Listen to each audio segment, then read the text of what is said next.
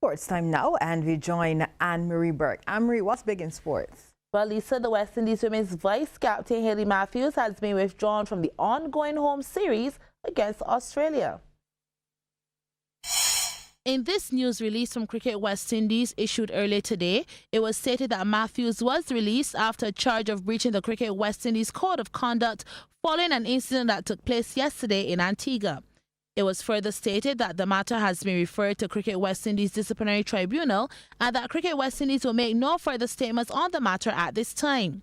Sources close to CBC said that the decision might have been taken after Matthews was involved in an altercation with a fellow teammate. Cricket West Indies interim selection panel has named Shanita Grimman as her replacement.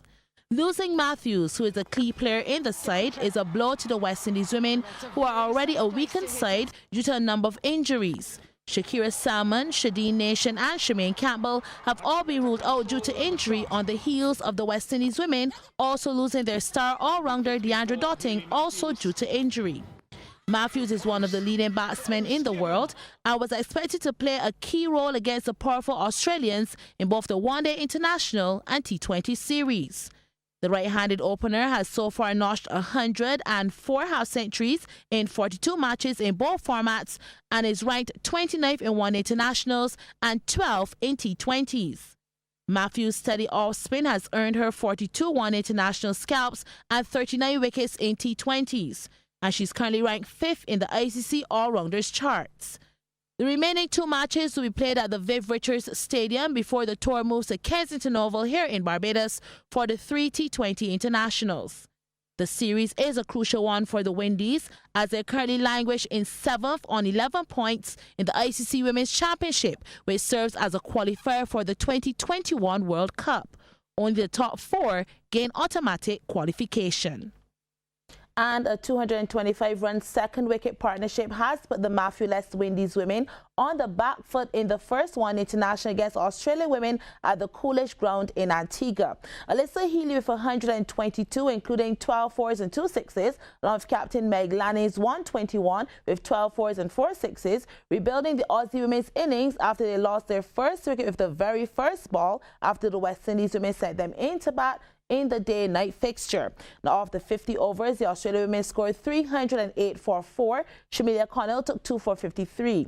In reply, the West Indies women are now 68 for 5 after 20 overs. Well, Lisa, I promised you some surfing as surfer Chelsea Tuat concluded a dream run at the Pantene Pro Classic in Galicia, Spain yesterday. She ended 3rd overall at the highest rated event for women. The World Surf League Qualification Series 10,000 event saw her progress through to the quarterfinals, where she met standout surfer from California, Sage Erickson, the number 2 rated surfer in the series. Conditions were tough with the low tide causing long lulls in the action, but Tuat found a beautiful left-hander on which she belted 5 powerful vertical turns for 7.33 and quickly backed this up with 5.17 to take the win with a heat total of 12.50 to Erickson's 9.03. She then faced Japanese surfer Amura Tesoko in the semi-finals and was not as lucky in finding waves and just missed out on the final to end 3rd overall. With the 6,500 points gained, Tuat has jumped 14 spots back up to number 9 in the world on the WSL-QS International Rankings. She had missed 2 events in the summer while she was competing for Barbados at the Pan American Games in Lima, Peru, and she dropped to 23rd. However, this result has put her back on track to re-qualify for the Elite World Championship Tour next year. Now, Tuat will be back riding the waves this weekend as she's heading to Japan to compete at the International Surfing Association's World Surf Games set for September 7th to 15th. She'll be joined by Joshua Burke, Bruce Mackey and Shea Allen at what is promising to be the biggest World Surf Games to date.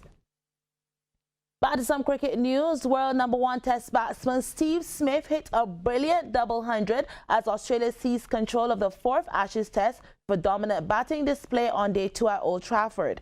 Having reached his 11th Ashes century just before lunch, Smith went on to make his 3rd Test match double ton, all 3 of them having come against England, before he eventually fell for 211. Smith shared a 6-wicket stand of 145 with Tim Paine, who made 58. Eventually, the Aussies declared their first innings on 497 for 8 after a 9th-wicket stand of 59 between Mitchell Starc, who ended on 54 not out, and Nathan Lyon, who was unbeaten on 26. England in their first innings reached 23 for 1 at the close. That means they trailed by 474 runs.